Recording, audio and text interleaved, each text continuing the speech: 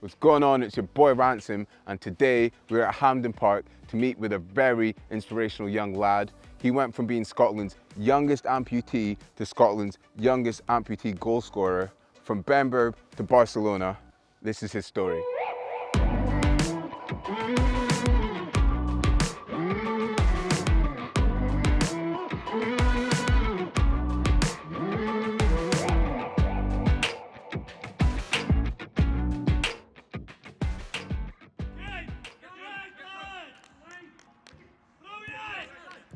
Harris was born with amniotic bands, which is when they're inside the womb, it's like elastic bands that go around your joints. And when he was born, his foot hadn't developed, so basically he had no toes. Best way to describe it is probably a cocoon kind of shape, his foot. After 5 days, they tried to release the band to see if any good blood would come through, and they were like, there's not really been any improvement. And they just said, we could either amputate it, or he could be in a wheelchair and continuous life. And we thought for the best of Harris, being the people that me and my wife are, we thought amputate it and give him the best life possible. So after 5 days, I think he's Scotland's youngest amputee. So we just made that decision for him, and he was walking at 9 months, playing football. As soon as he got a leg, he was playing football. Came to the football with me, and he's loved it ever since. He loves it. He loves every bit of it. Mate, we're in Hampden, look at it. Look at it. Just feel like we should just take it in, mate. Nah. I really. So, when did you start playing football then? Yeah. Like, for a team, should Probably like, honestly, like 5 or 6. 5, 6? Yeah, just, and I played with the same team for 10 years, and then they like changed their name. Oh, so what were they called before? Palace Park. Oh, Palace Park, and now the Bens. Uh-huh. The mighty Bens. How does it feel playing with, you know, people in the mainstream football world? It's good because I still get challenged. Like, there's not much. Obviously there is difference, but there's not much difference. Sometimes I never seen him for like 4 or 5 weeks because I was taking other teams, and then when you do see him, you realise how good he is at football with a prosthetic.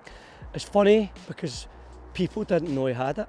2 years we were training, and a wee kid came up to me and put his hand up and said, "Johnny," I said, "aye." I said, "He just said Harris has got a fake leg," and I'm like, "He does?" And he's like, "All right." He trained with him for 1.5 years, and he hadn't even noticed, kind of thing. So you've made some great memories with these teams, right? And then probably like 11, 12, I started playing amputee football. Nice. And how do you feel it differs? It's hard. It was hard at first, but just get used to it. Good goal though, good goal. Sure, Maybe Tom. I should have a go then. Yeah, sure, Tom. What? I can't even get it straight. So what team did you play for when you play amputee football? It's called AFAS, so it's Amputee Football Scotland. Oh, nice. So it's a Scotland team? Yeah, Scotland national team. Scotland national team? Yeah. Mad. When did you start playing? I had my first cap for Scotland a year ago, so 14. You're 14? Yeah, How old are the other boys you're playing with? 30 upwards. You're serious? Yeah. What was the first game that you played? First game was against Ireland, then Israel. Oh, yeah? Played, and then we played Belgium twice.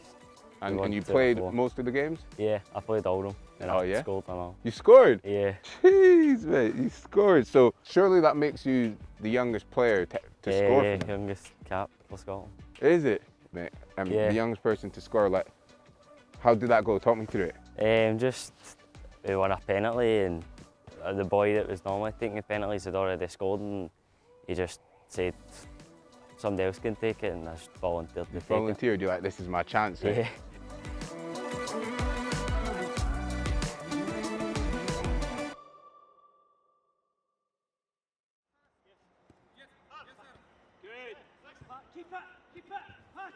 When you play for the national team, I heard your dad's the coach. Yeah. How does that feel? It can annoy me at times, but I just need to deal with it. Do you feel like it motivates you a little bit? Yeah, because obviously he knows what's best for me. I'll be honest, I'm harsher on him probably than most. Just me being me as a dad, you want to set an example and go, well, my kid's doing it, you should be able to do it.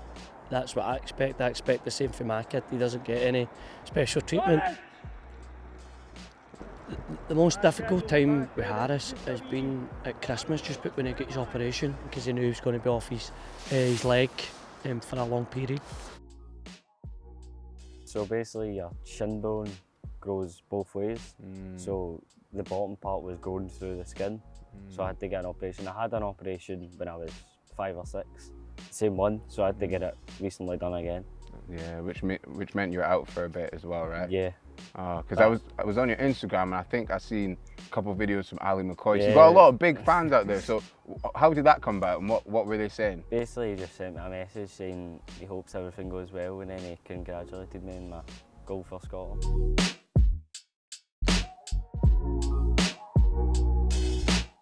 Right, so here at Benburb, Yeah. this is like, it means a lot to you and your family, right? Yeah, I grew up here. Yeah. You started coming here since you were like 5, Yeah, I remember you saying. even younger. Really? Just watching my dad play, yeah. So that must be crazy, like watching your dad play and then you've played on here now. Yeah, I know. But just can't wait to get back. Get back on, yeah, I get that. Right, so nowadays, footballers do a lot of different things on and off the pitch. Yeah. I remember you told me that you did some modelling. How did you get into that? So I was put in an agency called DVD Management, and basically I get asked to do an audition for a Sky advert, and the director wanted me at the time because it was lockdown. Me and my mum got a Zoom call and they were like, we want you and Harris to be there the safest way possible, so we're just going to put you in a private jet. Is that private jet? Is that okay? And we're like, yeah, it's fine. You're like, yeah, I'm sure I can make that work. And what was the advert for? It was for Sky Q. Was the advert on the TV and where else was it? Yeah, it was on the TV, and then there was a billboard put up just round the corner. How did that make you feel seeing that? Really good at myself. So since meeting you, I've noticed that you're, super positive. Do you feel like everything you've been through in life has made you resilient? Yeah, just to be grateful for everything I've got, because there's people that have got worse than me. So you just need to carry on. He's definitely got that mentality that nothing will stop him. If he wants to play football, he's going to play football, what level or what.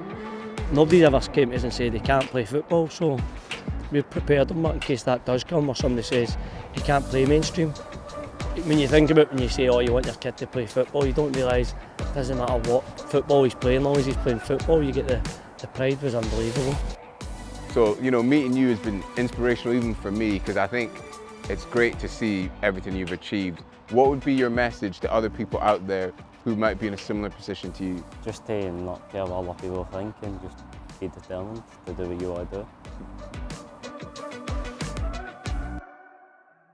So that was Harris's story. From amputee football to mainstream football to private jets to Barcelona. I mean, he really does take everything in his stride. But I guess that's the power of football.